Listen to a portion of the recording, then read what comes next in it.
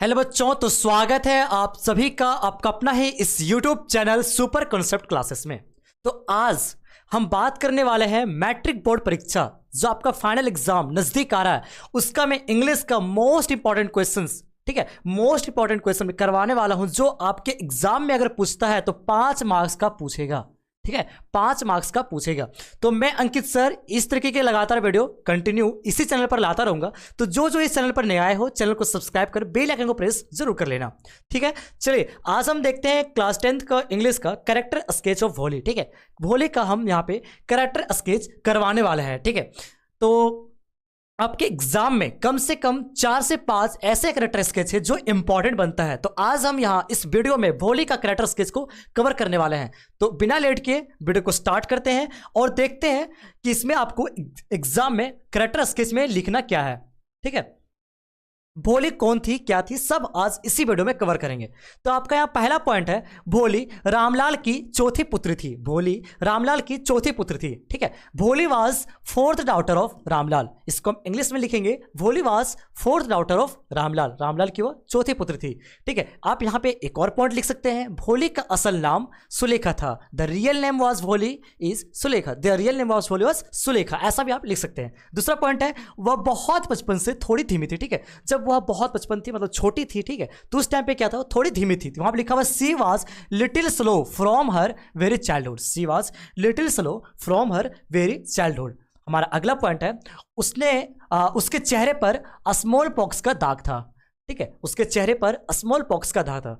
बच्चों comments box में आप लोग फटाफट लिखिएगा कि किन किन बच्चों ने इस स्टोरी को पढ़ा है, भोली का स्टोरी को पढ़ा है। ठीक है, तो यहां पे कह रहा है उसके चेहरे पे स्मॉल पॉक्स का दाग था। ठीक है, उसके चेहरे पे स्मॉल पॉक्स का दाग था। सी had the marks of smallpox on her face. C had the marks of smallpox on her face. ठीक है, हमारा अगला पॉइंट है, जब वह 10 महीने की थी, जब वह 10 महीने की थी, वह एक खाट से गिर गई थी।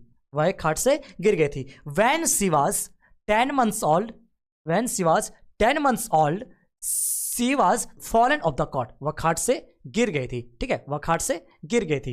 कह रहा है कि भोली जो थी जब 10 महीने की थी तो वो खाट से गिर गई थी। ठीक है, उसके चेहरे पे स्मॉल पॉक्स का दाग था, रामलाल की चौथी पुत्री थी। ये सब आपको लिखना है, स्टार्टिंग में लिखना है। ठीक है, कैसे लिखना है, यहाँ पे आपको लिखा हुआ है, Bholi was fourth daughter of Ramlal, she was little slow from her very childhood, she had the marks of smallpox on her face, and when she was 10 months old she was fallen off the cot. ठीक है, जब 10 महीने की थी तो वो खाट से गिर गई थी। आपको इस तरीके से आपको एग्जाम में लिखना है। हमारा अगला पॉइंट क्या बनता है वो देखते हैं।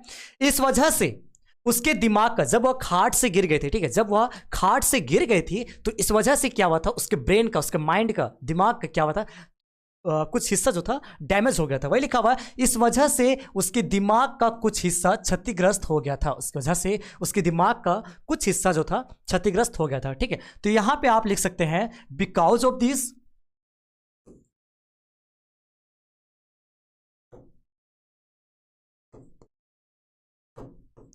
बिकॉज ऑफ दिस या फिर ड्यू टू दिस आप लिख सकते हैं, ये आपकी मर्जी। Some part of her brain, उसके दिमाग का कुछ हिस्सा हैड बीन डैमेज, डैमेज हो गया था, क्षतिग्रस्त हो गया था। ठीक है, वह हकलाती भी थी, वह हकलाती भी थी। सी आल्सो स्टेमर्ड, सी आल्सो स्टेमर्ड। स्टेमर्ड का मतलब होता है हकलाना। ठीक है, पास्ट टेंस में है, यहां पे आपको वर्ब टू लग जाएगा। ठीक है, सिंपल पास्ट टेंस भी सेंटेंस है। अगर आपको टेंस आता है ना तो आप आराम से इजीली वे में आप लिख सकते हैं, क्योंकि आपको डरना नहीं है, बहुत ही आसान वे में मैं समझा रहा हूं। ठीक है, भोले की माँ उसे नापसंद करती थी क्योंकि वह पिछड़ी हुई बच्ची थी। भोले की माँ उसे नापसंद करती थी क्योंकि वह पिछड़ी हुई बच्ची थी। होता है ना कि कोई कोई बच्चा क्या होता है, उतना चंचल नहीं होता तो माँ बाप भी उसकी उतना प्रॉपर केयर नहीं करते हैं। ठीक है, कभी कभी ऐसा होता है किसी किसी बच्चों के साथ। ठीक है, तो भोलीज मदर, भोली की माँ डिसलाइक्ड हर, नापसंद करते थे, बिकॉज क्योंकि सी वाज बैकवर्ड चाइल्ड, वह पिछड़ी हुई बच्ची थी, है ना।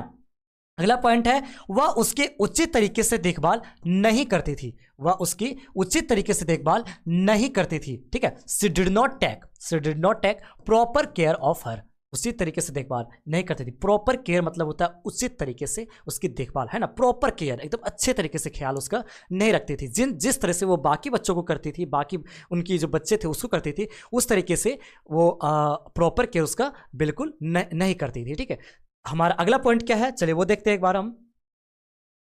उनके पिताजी भी उसके शादी के बारे में चिंतित रहते थे। उनके पिताजी भी क्या थे, शादी को लेकर काफी ज्यादा चिंतित रहते थे। क्यों चिंतित रहते थे आपको पता है? क्यों चिंतित रहते बच्चों? क्योंकि उसके चेहरे पे स्मॉल पॉक्स का दाग था पहला, और वो चंचल भी नहीं थी, धीमी थी, और वो हकलाती भी थी। ये 3-4 रीजनों की वजह से, इन 3-4 कारणों की वजह से उनकी जो पिता जो थे, फादर जो थे, वो शादी को लेकर काफी ज्यादा चिंतित रहते थे। ठीक है, her father was also worried about her marriage, शादी को लेकर चिंतित रहते थे। ठीक है, शिक्षा उसके जीवन में बहुत बदलाव लाया। ठीक है, शिक्षा उसके जीवन में, एजुकेशन जो उसके जीवन में था, बहुत ज्यादा बदलाव लाया, है ना। Education had brought about great change in her life, education had brought about great change in her life, उसके जिंदगी में, उसके जीवन में, उसके लाइफ में शिक्षा जो था बहुत ज़्यादा चेंजेस लाया, बदलाव लाया, है ना। अब वह विश्वासी लड़की बन चुकी थी, अब वह विश्वासी लड़की बन चुकी थी। नाउ अब she had become a confident girl, वह विश्वासी लड़की बन चुकी थी। और जब उसने शिक्षा को प्राप्त किया, जब उसने एजुकेशन को प्राप्त किया, तो विश्वासी लड़की बन चुकी थी। ठीक है, अगला हमारा पॉइंट है, उसने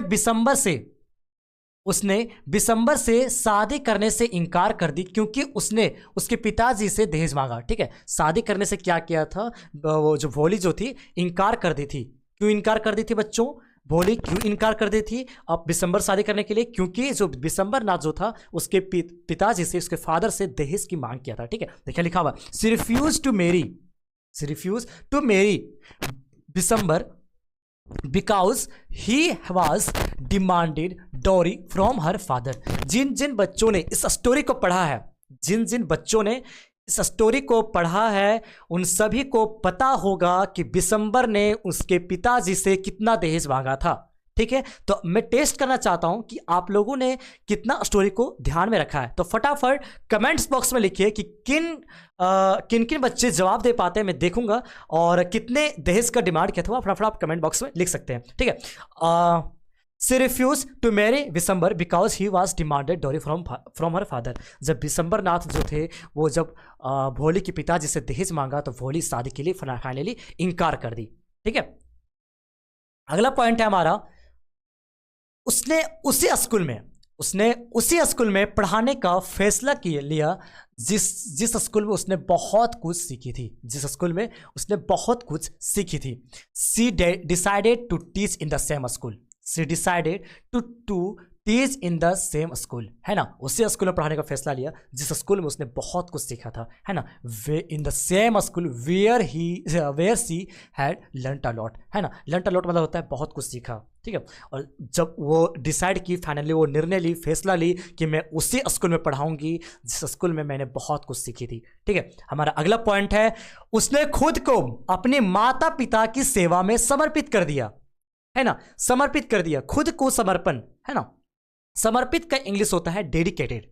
ठीक है, समर्पित का इंग्लिश होता है डेडिकेटेड। उसने खुद को अपनी माता पिता की सेवा में समर्पित कर दिया। सी डेडिकेटेड हरसेल्फ का होगा हिंदी में खुद को, स्वयं, है ना। She dedicated herself to the service of her parents, अपने माता पिता की सेवा में उन्होंने खुद को समर्पित कर दिया। इस प्रकार शिक्षा में, उसके व्यक्तित्व में बहुत बदलाव लाया। ठीक है, उस प्रकार जो शिक्षा जो था, एजुकेशन जो था, उसके व्यक्तित्व में, उसके लाइफ में बहुत बदलाव लाया, है ना। 10 इस प्रकार education had brought about great change in her life. तो बच्चों, ये रहा हमारा भोली का कैरेक्टर स्केच। अगर आप इसका PDF चाहते हैं तो फटाफट आप टेलीग्राम को ज्वाइन कर सकते हैं। और अगर आपको वीडियो को अच्छा लगा होगा तो वीडियो को ज़्यादा से ज़्यादा शेयर कीजिएगा। मैं इसी तरीके से क्लास 10th का इंग्लिश की पूरी तैयारी बेहतरीन तरीके से इसी चैनल पे करवा दूंगा। तो thanks for watching this video. मिलते हैं किसी नए वीडियो के साथ, तब तक के लिए बाय बाय।